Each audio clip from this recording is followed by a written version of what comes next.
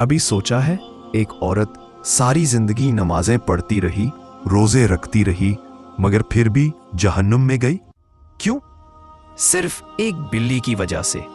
ये कोई कहानी नहीं, ये नबी करीम सल्लल्लाहु अलैहि वसल्लम की बताई हुई सच्ची हदीस है, जो सही बुखारी और सही मुस्लिम दोनों में मौजूद है। रसूलुल्लाह सल्लल्लाहु अलैहि वसल्लम ने फरमाया, एक औरत को सिर्फ इस वजह से जहन्नुम में डाला गया कि उसने एक बिल्ली को कैद कर रखा था। ना उसे खाने को दिया, ना छोड़ा कि वो जमीन के कीड़े मकोड़े खा सके, यहां तक कि वो मर गई। सोचो, एक मामूली सा जानवर जिसे हम शायद अहमियत भी ना दें, लेकिन अल्लाह के यहां उसकी भी जान कीमती है। ये औरत रोज इबादत करती थी, लेकिन दिल में रहम नहीं था। और याद रखो, जिस दिल में रहम नहीं, वहां ईमान ज्यादा देर ठहर नहीं सकता। अल्लाह ताला ने कुरान में फरमाया, यकीनन अल्लाह रहम करने वालों पर रहम फरमाता है। सूरत अन-नहल। ये वाक़या हमें एक बहुत बड़ा पैगाम देता है कि अल्लाह के यहाँ नेकी सिर्फ इबादतों से नहीं, बल्कि दिल के रहम से भी पहचानी जाती है।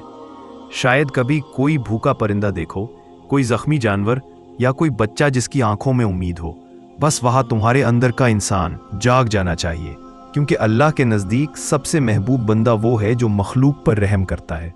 तो याद रखो, इबादत तब मुकम्मल होती है जब उसके साथ दिल में रहम, नरमी और एहसास हो, वरना एक बिल्ली भी इंसान को जहन्नम तक पहुंचा सकती है।